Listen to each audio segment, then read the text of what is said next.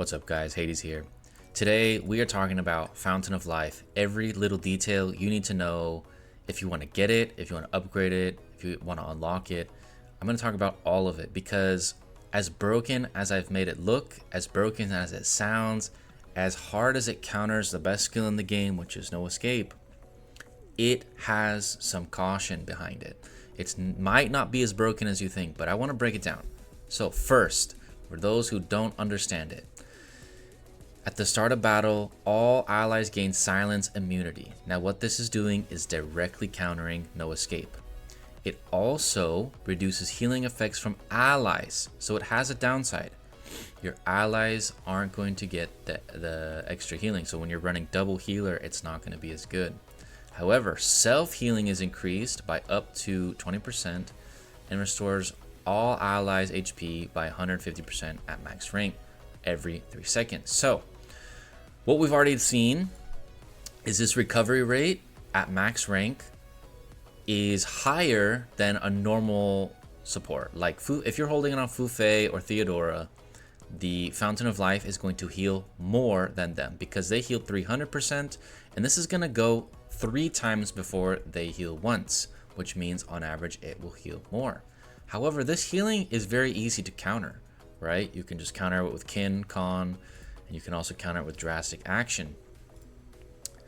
But do you want Fountain of Life? I had someone, actually I've had many people in my in-game DMs and on YouTube comment about it, asking should I get this or should I continue to level up something like Infinite Firepower?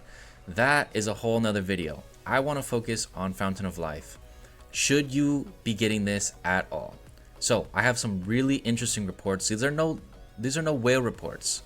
I've already shown plenty of those. I want to show real life, medium to high spender Fountain of Life reports. So let's jump into those right now. This first one, this is a warning for people who want to go for it because it's not for everyone, okay? Let me explain. This player, we recently got into a fight in the KVK, and I was like, wow, they have Fountain of Life. But why does it not make sense here? I actually want you to think about it for a moment. I'm going to show the screen, and I want you to think about it. Why does it not work here? First, Alex with his passive and artifact, he doesn't actually need energy, gain energy, and he can't even be silenced, right? Second, Himiko already has Fighting Master, which was the counter to No Escape. So he's already using Fighting Master, and he's also using a character that doesn't even need it. So what does this skill even do? It's just a bad healing skill while it's level 4. 90% is just not good. He might as well have a healer to heal the team. If he wants to heal the team, that would be the ideal, right? I'm running a slow team. It takes me 41 seconds to win. His healing is low, 1.6 mil. That's not good. I didn't reduce any of it. I have no counter wound. Shield did more, Terror Shield did more, Sturdy Barrier, even his specialization did more than the Fountain of Life. So this is a big warning. Do not rush into the skill if it doesn't make sense for your team. Now I would say the 2 main teams you don't want to build it on are Alex focused teams or hybrid focused teams, because they don't run off of like being countered by silence or no escape. They completely ignore it, matter of fact. They don't need it at all. They don't care about it. It's just not that good for them. Now, if you're running Fighting Master, you might want to consider taking it off. You might not even need it. However, that is said with a very large margin of caution. You can't ignore Fighting Master because Loki and Himiko still exist.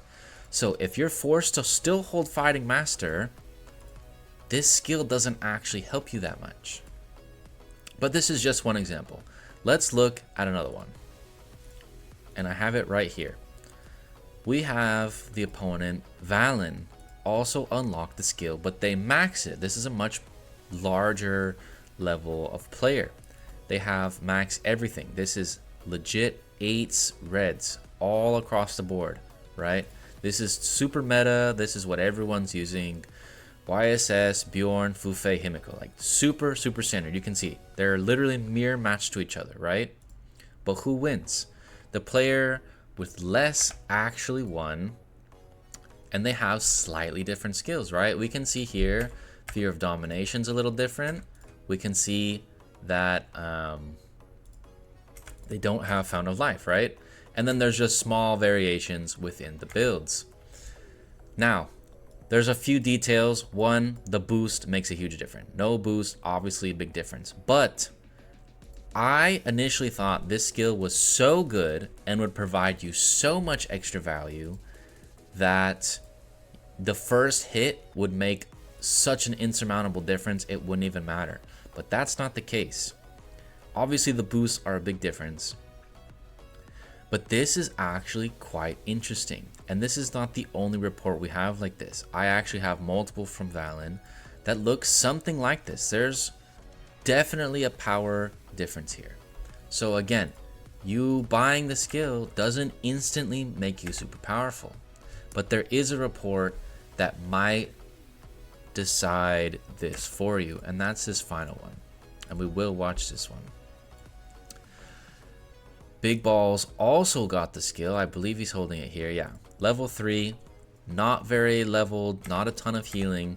But what happens here? Again, the no boost. But he's beating 2 multiple strong players. Loki does not have it.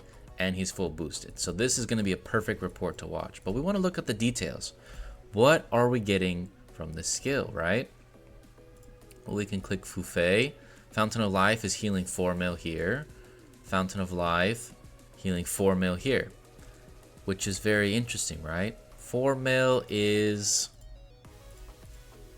a lot. Like you can see Elegant Dance actually didn't do anything on this one, and Elegant Dance only did 900 here, so it is healing significantly more than the ult, like I had mentioned before.